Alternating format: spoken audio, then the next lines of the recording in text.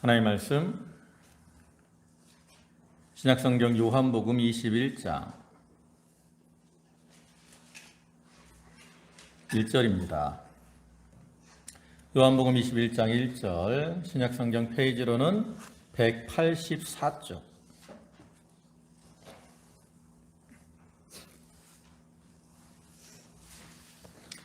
요한복음 21장 1절부터 14절까지 말씀입니다. 봉독하겠습니다. 그 후에 예수께서 디베라 호수에서 또 제자들에게 자기를 나타내셨으니 나타내신 일은 이러하니라. 시몬 베드로와 디두모라 하는 도마와 갈릴리 가나 사람 나다나엘과 세베대의 아들들과 또 다른 제자 둘이 함께 있더니 시몬 베드로가 나는 물고기 잡으러 가노라 하니 그들이 우리도 함께 가겠다 하고 나가서 배에 올랐으나 그날 밤에 아무것도 잡지 못하였더니 날이 새어갈 때에 예수께서 바닷가에 서셨으나 제자들이 예수이신 줄 알지 못하는지라.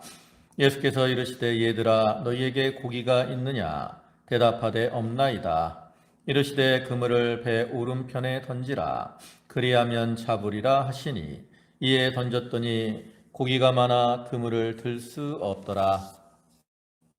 예수께서 사랑하시는 그 제자가 베드로에게 이르되 주님이시라 하니 시몬 베드로가 벗고 있다가 주님이라 하는 말을 듣고 겉옷을 두른 후에 바다로 뛰어내리더라.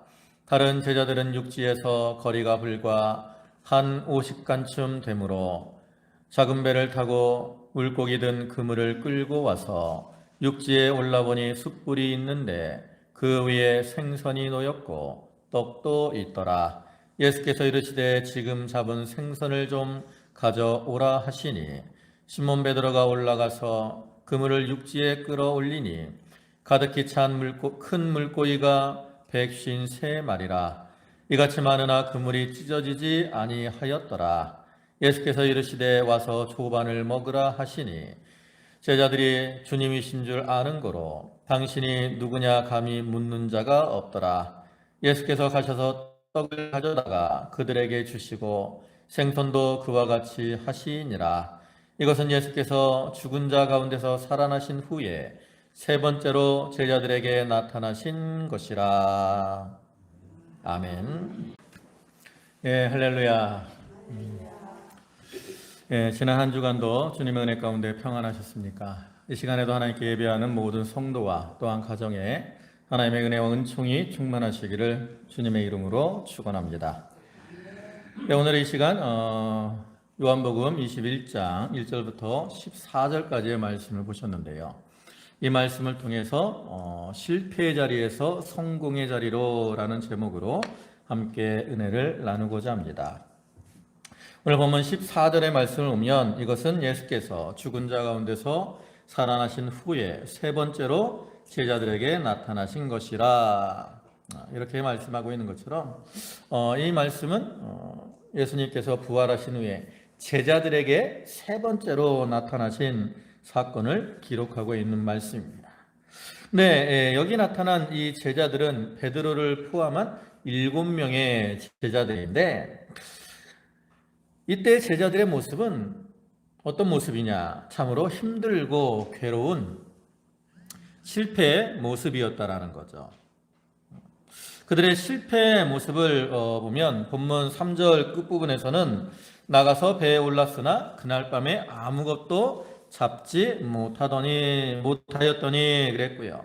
또 5절에서도 보면 예수님께서 얘들아 너희에게 고기가 있느냐 대답하되 없나이다 이렇게 말씀하고 있는 것처럼 그들이 배에 올라서 밤새도록 고기를 잡느라고 수고를 많이 했지만 아무것도 잡지 못하고 줄이고 피곤한 이러한 상태였습니다. 근데 이렇게 육체적인 실패보다 더 안타까운 것은 뭐냐? 바로 4절인데요. 4절 보면 날이 새어갈 때에 예수께서 바닷가에 서셨으나 제자들이 예수이신 줄 알지 못하는지라. 이 말씀처럼 부활하신 주님께서 다시 그들을 찾아와 주었지만 그들은 예수님을 알아보지 못하는 영적 흑암, 영적 소경의 상태에 빠져 있었다라는 거죠. 우리가 삶 속에서 이렇게 육체적으로 힘들고 괴로운 거, 이것은 작은 그러한 실패의 모습이라면, 이 예수님을 알아보지 못하고 깨닫지 못하는 것은 큰 믿음의 실패라고 할 수 있습니다. 오늘날 우리가 세상에 살아가면서 참 실패하고 어려움을 만날 때도 많이 있지만 그것은 작은 거예요. 오히려 믿음에 있어서 실패하는 것이 더 크고 안타까운 것이라는 거죠. 주지하는 바와 같이 오늘 예수님께서 제자들에게 세 번째 나타나셨다고 했잖아요.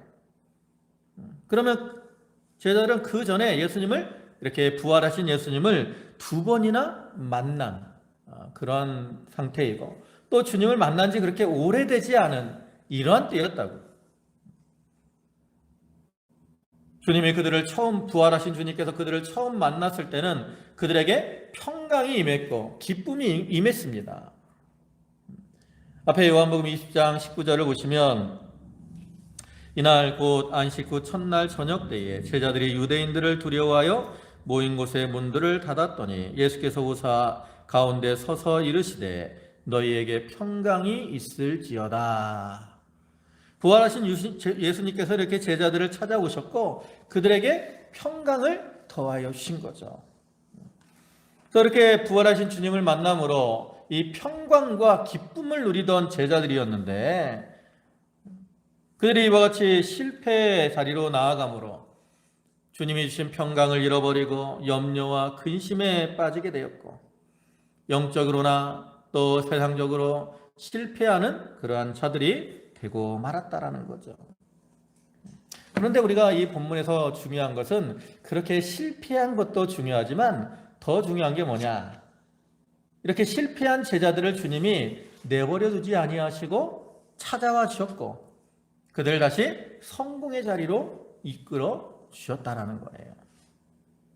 그래서 오늘날에도 우리가 인생을 살아가다 보면 실패의 자리에 들어가고 또 실패의 상황에 처할 때도 많이 있는데, 그러한 때 주님은 우리를 찾아와 주시고 우리를 성공의 자리로 인도해 주는 분이라는 거죠. 그래서 우리가 이 시간 말씀을 통해서 제자들의 실패의 원인, 이유들을 좀 살펴보고, 또 거기서 나와서 성공의 자리로 들어간 비결들을 우리가 살펴보고, 우리 모두도 이제는 실패의 자리에서 떠나서 성공의 자리에 들어가 기쁨 가운데 살아가는 그러한 성도들이 다 되도록 해야 되겠습니다. 먼저 이제 실패의 자리에 선 제자들의 모습을 살펴보도록 할 텐데, 앞에도 얘기했지만 이 제자들이 부활의 주님을 만난 지 얼마 안 됐어요. 그럼에도 그들은 실패의 자리에 들어가고 있다라는 거죠. 그럼 왜 제자들은 이와 같이 실패의 자리에 들어가게 됐을까? 그 이유를 이제 한 세 가지로 살펴보는데, 첫째로는 세상 것을 위해서 물고기를 잡으러 갔기 때문입니다. 우리가 마태복음 26장을 보면 예수님이 잡히시던 밤에 제자들이 어떻게 하죠? 다 두려움 때문에 예수님을 버리고 도망하고, 또 예수님을 따라갔던 베드로는 그 하속들의 질문에 대해서 예수님을 세 번이나 모른다고 부인을 하게 됩니다. 그리고 그들이 이제 두려워서 이렇게 숨어 있는 그 상황에서 이제 예수님이 십자가에 못 박혀 죽으셨다라는 소식이 들려오죠. 아마도 이때 제자들의 상태는 하늘이 무너지고 땅이 꺼지는 것과 같은 그러한 상태, 참 눈앞이 캄캄한 그러한 상태였을 거예요. 그런데 이제 사흘째 되는 날 아침에 여인들이 무덤에 갔다가 예수님의 시체가 없어지고 또 천사들이 예수님이 부활하셨다라고 했다라는 소식을 전해주죠. 참으로 이 소식은 믿기 어려운 소식입니다. 그러나 지극히 큰 기쁨의 소식이죠. 그래서 베드로는 이 소식을 듣고 무덤으로 달려가 봅니다. 가보니까 무덤이 아무것도 없어요. 천사들도 없습니다. 부활의 주님을 만나지도 못하죠. 근데 그러한 상황에서 이제 예수님의 어떤 부활을 거짓으로 만들기 위해서 유대인들이 거짓 소문을 퍼뜨리죠. 무슨 소문을 퍼뜨려요? 제자들이 밤중에 와서 예수님의 시체를 훔쳐갔다라는 소문을 퍼뜨리게 됩니다. 그래서 제자들은 이제 그러한 소문이 퍼졌기 때문에 자기들이 잡혀갈 수도 있다라는 두려움이 생기게 되죠. 그래서 그들은 마가다락방에 들어가서 문을 닫고 거기에 모여 있었습니다. 그때 주님께서 그들을 찾아와 주시고 너희에게 평강이 있을지어다 말씀하시고요. 또 한 주간이 지나서 또 그들을 찾아와 주시고 그들에게 평강을 더하여 주십니다. 이렇게 부활의 주님을 두 번이나 만나고 그를 통해서 주님이 주시는 평안을 얻게 되었는데, 그러면 왜 제자들은 이렇게 오늘 이 갈릴리 바다 디베라 호수라는 곳으로 갔을까? 그들이 이 디베라 호수 갈릴리 바다로 간 것은 주님이 부활하시기 전에 내가 부활하면 그곳으로 가겠다라고 말씀을 하셨기 때문입니다. 마태복음 26장 32절 말씀을 보면 이렇게 말씀하잖아요. 그러나 내가 살아난 후에 너희보다 먼저 갈릴리로 가리라 그랬어요. 그러니까 제자들이 갈릴리로 간 것은 전혀 문제가 되지 않습니다. 부활하신 주님을 만나러 간 거니까. 그럼 뭐가 문제가 되느냐? 그들이 갈릴리로 가서 무엇을 했느냐라는 게 문제라는 거죠. 여러분, 제자들이 갈릴리로 가서 뭐 하고 있어요? 오늘 보면 3절을 같이 보시면 시몬 베드로가 나는 물고기 잡으러 가노라 하니 그들이 우리도 함께 가겠다 하고 나가서 배에 올랐으나 제자들이 뭐 하러 가고 있어요? 물고기를 잡으러 가고 있다라는 거죠. 그럼 왜 제자들이 물고기를 잡으러 갔을까요? 아마도 자기들 먹고 사는 그러한 걱정 때문이지 않을까 하는 생각이 듭니다. 그들이 전에 예수님을 따를 때는, 예수님과 함께 할 때는 예수님께서 모든 것을 다 해결해 주셨어요. 그래서 아무 염려 근심이 없었습니다. 근데 지금 주님이 부활을 하셨지만 부활하신 주님이 제자들과 함께 있느냐? 그렇지 않아요.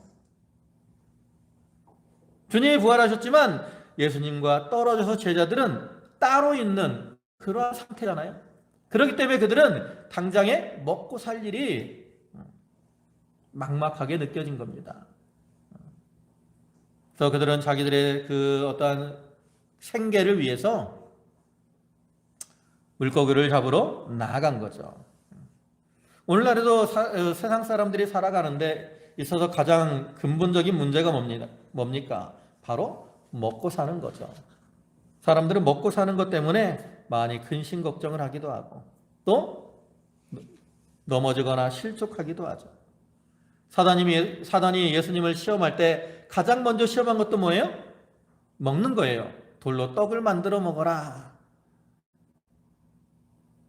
이런 모습은 그 먹고 사는 문제 때문에 넘어지고 시험에 드는 사람들이 많다라는 것을 우리에게 보여주는 거죠. 또 제자들도 부활의 주님을 만났지만 이렇게 먹을 것 때문에 염려하고 있었기 때문에 그들은 실패의 자리에 들어가고 말았다라는 거예요. 우리가 잘 아는 것처럼 마태복음 6장 31절 보면 무엇을 먹을까, 무엇을 입을까, 무엇을 마실까 염려하지 말라. 이는 다 이방인들이 구하는 것이라 그랬어요. 이 먹고 사는 문제, 이거는 믿지 않는 이방인들이 삶이고 그러한 것을 따라가는 자들은 결과적으로 실패의 자리에 들어갈 수밖에 없다라는 거, 이것을 분명히 말씀하고 있거든요. 그래서 우리는 그것을 분명히 기억하고 살아가야 되는 거예요. 그 다음에 두 번째로 제자들이 실패한 이유는 뭐냐면 주님과 상관이 없는 과거의 삶으로 돌아갔기 때문입니다. 여러분, 이 물고기를 잡는 삶, 이것은 베드로를 비롯한 그 대부분의 제자들이 가지고 있던 과거의 삶이죠. 우리가 알고 성경을 통해서 알듯이 베드로와 그의 형제인 안드레, 또 야고보와 요한, 또 나다나엘, 여러 제자들은 다 어디 사람들이에요? 갈릴리 사람들입니다. 갈릴리 근처에서 뭐 하던 사람들이에요? 물고기 잡던 사람들이에요. 예수님이 처음에 제자들을 부르실 때 고기 잡는 자들을 불렀다고, 마태복음 4장 18절부터 보면 갈릴리 해변을 다니시다가 두 형제 곧 베드로라 하는 시몬과 그의 형제 안드레가 바다에서 금을 던지는 것을 보시니 그들은 어부라 말씀하시되 나를 따라오라 내가 너희를 사람을 낚는 어부가 되게 하리라 하시니 그들이 곧 그물을 버려두고 예수를 따르니라. 이처럼 고기 잡던 그런 이 제자들을 예수님이 부르신 거죠. 그리고 그들은 예수님의 부르심을 받았을 때 모든 것을 버려두고 주님을 따랐고, 그래서 물고기를 잡던 과거의 생활을 떠나서 이제 새로운 삶을 살게 된 거예요. 주님과 동행하며 주님의 말씀을 듣고 말씀을 전함으로 다른 사람들의 생명을 건져내는 사람 낚는 어부로서의 삶을 살아가게 되었다라는 거죠. 그런데 오늘 본문에서는 제자들이 다시금 과거의 생활로 돌아가서 물고기를 잡으러 가고 있어요.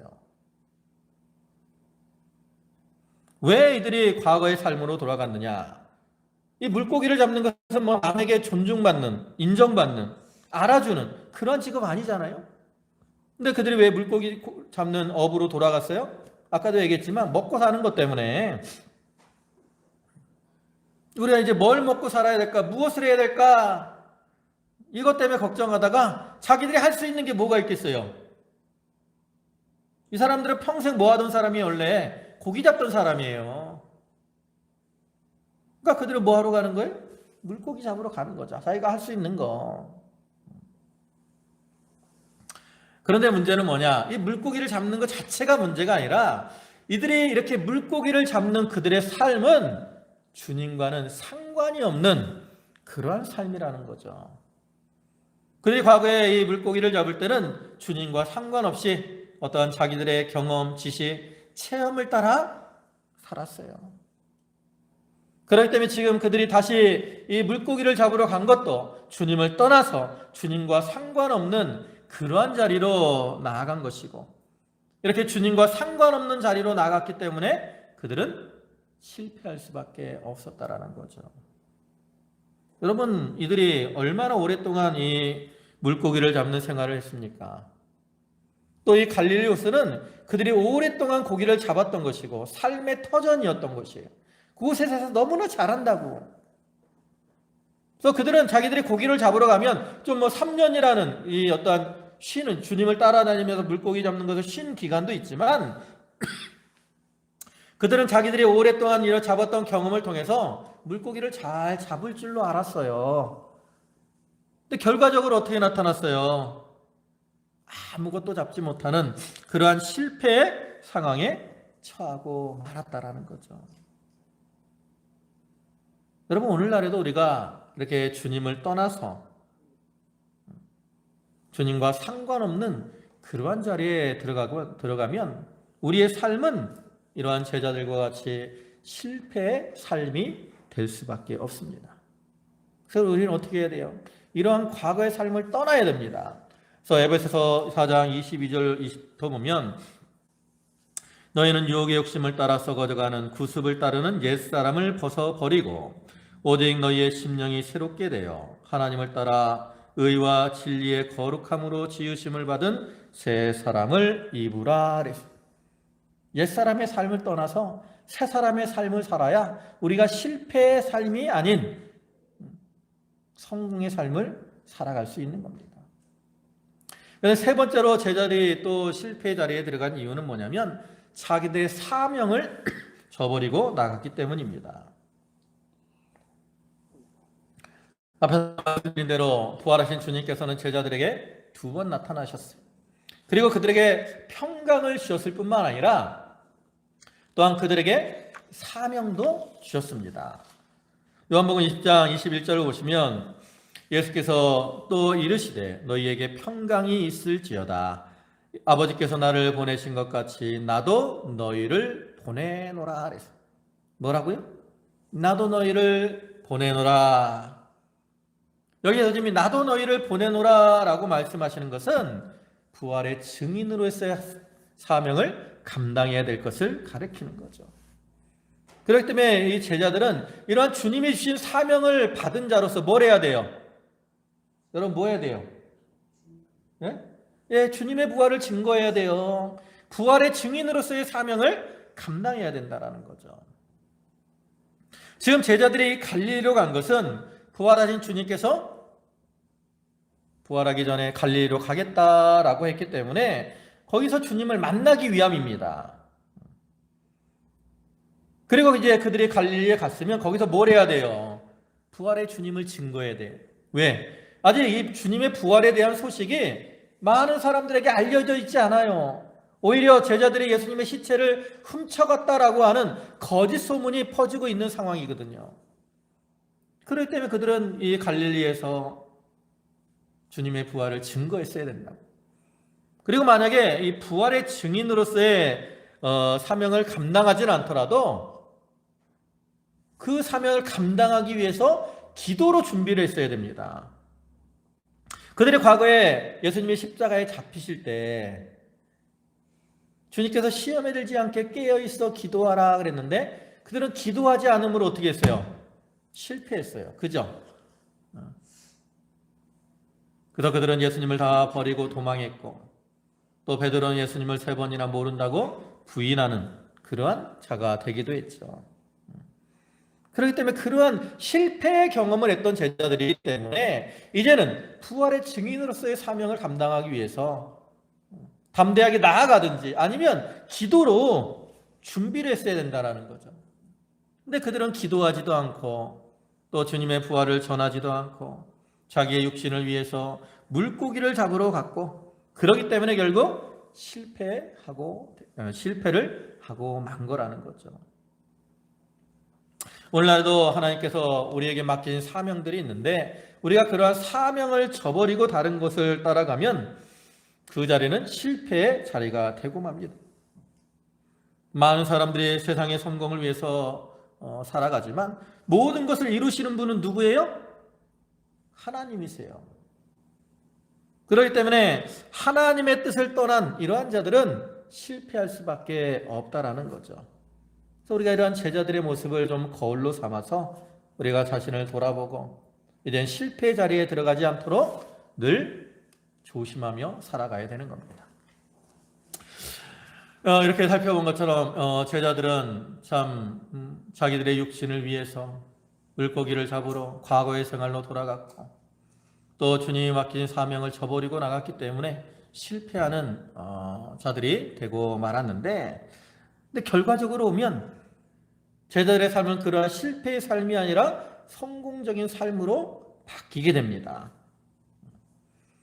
그런데 중요한 것은 뭐냐? 제자들의 이 삶이 실패의 삶에서 성공의 삶으로 바뀌게 된 것은 제자들의 수고와 노력을 통해서 된 것이 아니라 전적으로 예수 그리스도의 은혜를 따라 된 거라는 거죠. 그래서 오늘날에도 우리가 어떤 실패의 자리에 비록 처해 있을지라도 주님을 의지하고 나가면 우리는 어떠한 자리로 들어갈 수 있어요? 성공의 자리에 들어갈 수가 있습니다. 그럼 이제 오늘 본문을 통해서 제자들이 성공의 자리로 들어가게 된 비결은 뭐냐? 이걸 이제 살펴보면 첫째로는 예수님께서 제자들을 찾아와 주셨다라는 거죠. 본문 4절을 보시면 날이 새어갈 때에 예수께서 바닷가에 서셨으나 그랬어요. 제자들이 배에서 고기를 잡고 있을 때 예수님은 그들을 찾아오셔서 바닷가에 서셨습니다. 물론 처음에는 제자들이 이러한 예수님을 알아보지는 못했습니다. 그러나 알아보지는 못했을지라도 주님이 그들을 찾아와 주실 때 그들의 삶은 변화가 되기 시작을 한다라는 거죠. 여러분 우리가 지난주에 누가복음 24장의 말씀을 통해서 그 엠마오로 가는 두 제자의 모습을 살펴봤습니다.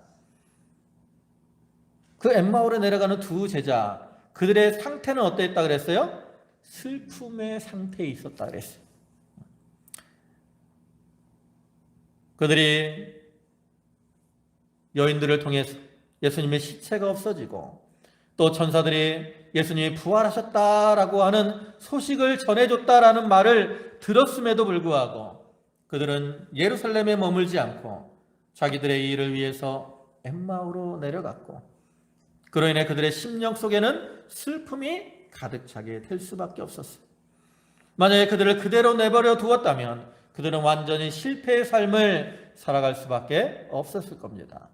그런데 그들이 그러한 실패의 자리에 내려가고 있을 때 예수님이 어떻게 하셨어요? 그들을 찾아와 주셨어요. 그리고 그들과 동행함으로 결국 그들이 부활의 주님을 깨닫게 되었다라는 거죠. 여러분, 오늘 본문에 나타난 이 제자들의 모습이나 엠마오로 내려가는 두 제자의 모습은 다 예수님을 실망시키는 그러한 모습입니다. 본문에 나타난 이 제자들은 부활의 주님을 두 번이나 만나는 체험을 했어요. 또 직접 주님이시는 사명을 받기도 했습니다. 또 엠마오로 내려가는 두 제자도 주님의 부활을 직접 체험하지는 못했지만 여인들로 통해서 전해진 부활의 소식을 들었습니다. 그럼에도 불구하고 그들은 주님을 찾지 않고 주님이 원하시는 모습대로 행하지도 않았다라는 거죠. 참으로 부끄러운 그러한 모습이 아닐 수밖에 없잖아요. 그럼에도 불구하고 그러한 부끄러운 모습으로 있는 제자들. 근데 그러한 제자들을 어떻게 해요? 주님은 버리지 아니하시고 그들을 찾아와 주시고 만나 주심으로 그들의 삶을 변화시켜 주신다라는 거죠. 여러분, 오늘날에도 우리가 주님을 믿는다고 하면서 자기 뜻을 따라서 세상으로 나아갈 때가 많고 그로 인해 실패의 모습으로 살아갈 때가 많이 있습니다. 또 주님이 원하시는 모습대로 살지 아니하므로 주님을 실망시키거나 심지어는 주님을 떠나는 그러한 자리에 들어갈 때도 있어요. 그러나 주님께서는 이렇게 허물 많은 그러한 우리를 버리지 아니하시고 찾아와 주시고 또 만나 주시고 우리와 함께 하시며 우리를 성공의 자리로 인도해 주시는 그러한 주님이십니다. 그래서 우리가 그러한 주님을 발견하고 그러한 주님과 동행하는 자가 되어야 돼요. 여러분, 우리 성도들의 삶에 있어서는 가장 중요한 게 뭐니까? 바로 주님과 동행하는 겁니다. 하나님께서 분명히 세상 끝날까지 우리와 함께 해주시겠다라고 약속을 하셨어요. 그래서 우리가 그러한 주님과 함께하는 삶을 살아가는 게 성공적인 삶을 살아가는 비결이 되는 거예요. 우리가 주님을 떠나고 주님과 함께하지 못하면 아무리 우리가 세상에서 부귀영화를 누리고 있을지라도 그 사람의 삶은 실패하는 삶일 수밖에 없습니다. 여러분, 이스라엘의 초대 왕이었던 사울을 보세요. 그가 처음에는 참 겸손한 가운데 하나님의 뜻을 잘 순종했습니다. 그렇기 때문에 하나님이 그를 세워서 이스라엘의 초대 왕으로 세우시고 얼마나 높임을 받았어요. 그러나 그 이후에 사울이 하나님을 떠나고 하나님의 뜻이 아닌 자기 뜻대로 살아갔다라는 거죠. 그렇기 때문에 그는 결국 하나님께 버림을 당하고 실패하는 자가 될 수밖에 없었습니다. 사랑하는 성도 여러분, 여러분은 과연 지금 주님과 함께하고 계십니까? 여러분의 삶이 참 자기를 찾아와 주시는 주님을 만나고 주님과 함께하는 그러한 삶이 되시기를 주님의 이름으로 축원합니다. 그리고 그를 통해서 성공적인 삶을 사는 성도들이 되시기를 다시 한번 주님의 이름으로 축원합니다. 그 다음에 두 번째로 그들이 성공적인 삶으로 변화되는 것은 주님이 말씀을 통해서 그들을 교훈해 주셨기 때문입니다. 본문 5절 보시면 예수께서 이르시되 얘들아 너희에게 고기가 있느냐 대답하되 없나이다. 이르시되 그물을 배 오른편에 던지라 그리하면 잡으리라 하시니 이에 던졌더니 물고기가 많아 그물을 들 수 없더라.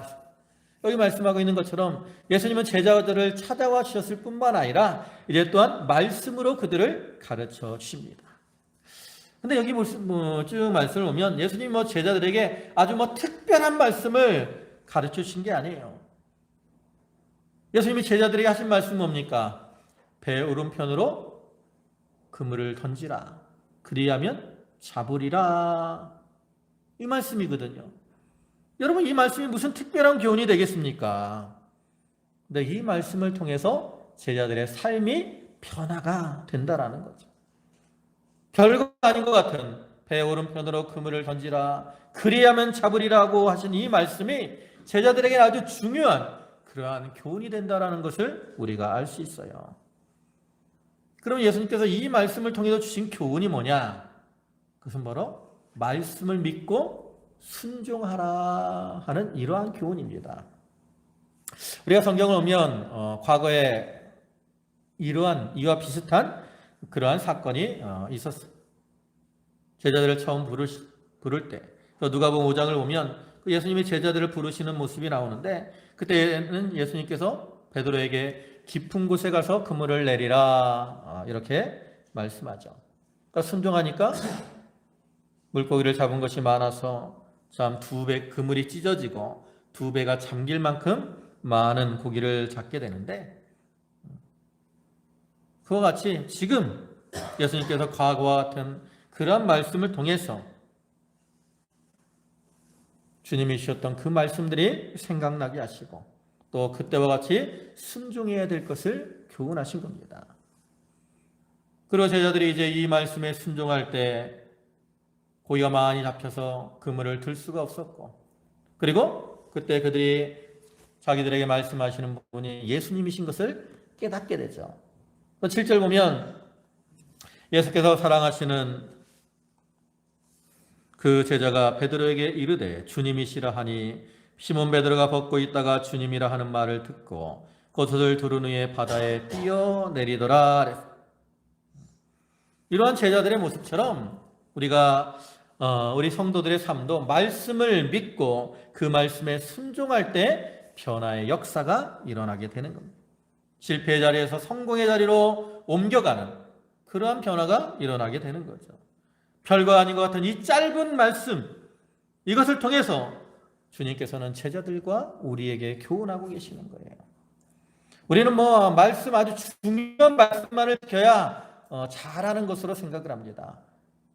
그래서 해외 나가서 선교를 하고 교회를 크게 세우고 주님을 위해 목숨을 내버리는 거 이것만이 주님을 기쁘시게 하는 것이 아니라는 거죠. 하나님께서는 우리가 이 지극히 작은 말씀 하나 그 말씀에 순종하는 것 이것을 원하시는 거예요.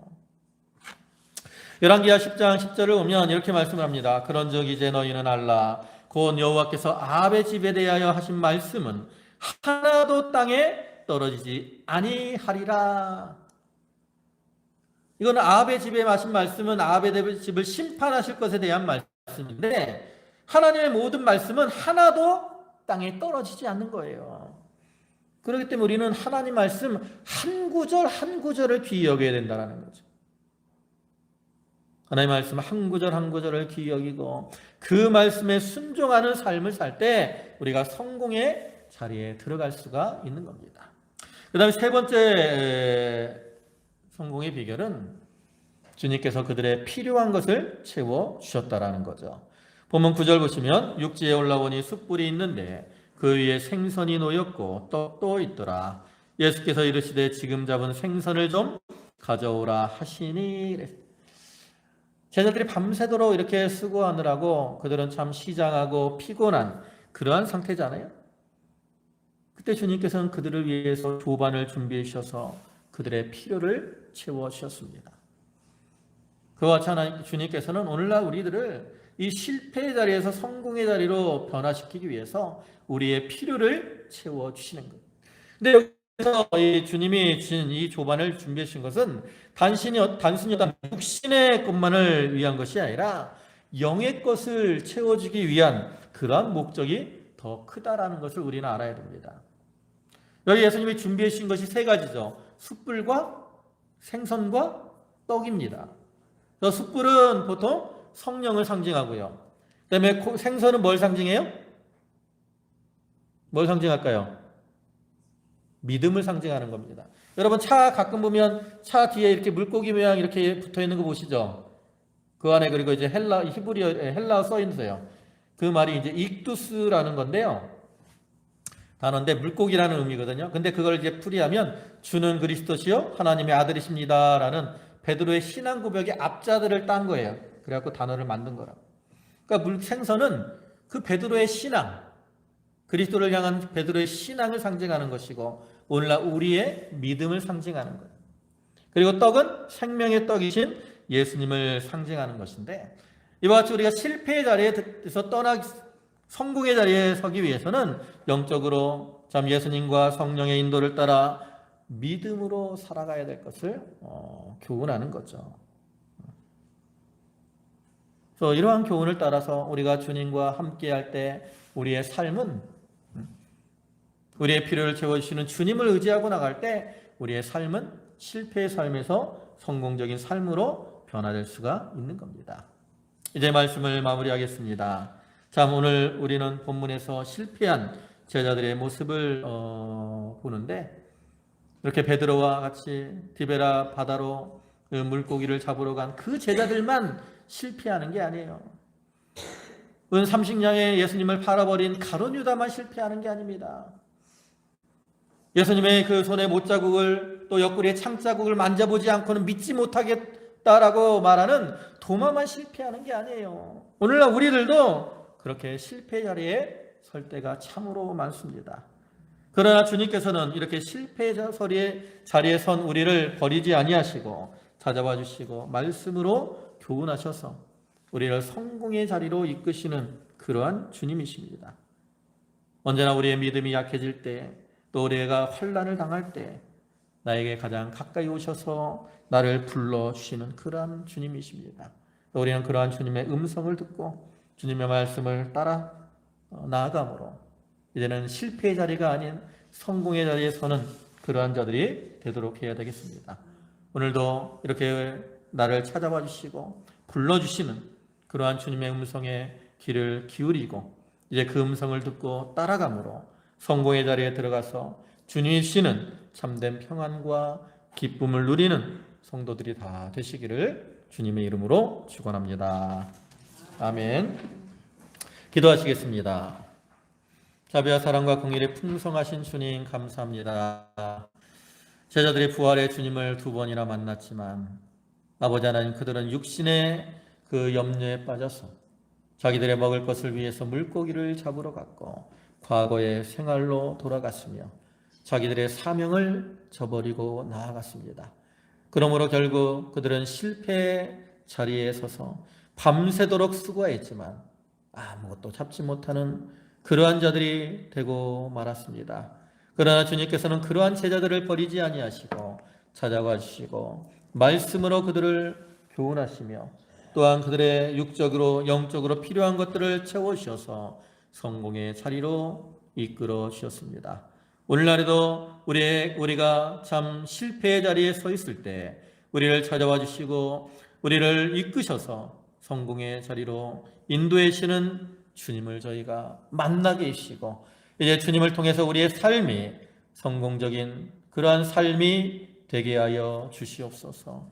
우리 모든 성도들이 참 주님 안에서 심령의 평안과 기쁨을 누리는 그러한 삶을 살아갈 수 있도록 인도하여 주시옵소서. 오늘도 귀한 지혜를 허락하여 주시고 또 저희를 불러주신 주님 감사합니다. 저희 성도들 감사함으로 주님께 예물을 드렸사오니 바치는 손길과 심령을 기억하여 주시고 하늘의 신령한 것과 땅의 기름진 것으로 저들에게 충만케 채워 주시옵소서. 예수님의 이름으로 감사하며 기도 올리옵나이다. 아멘.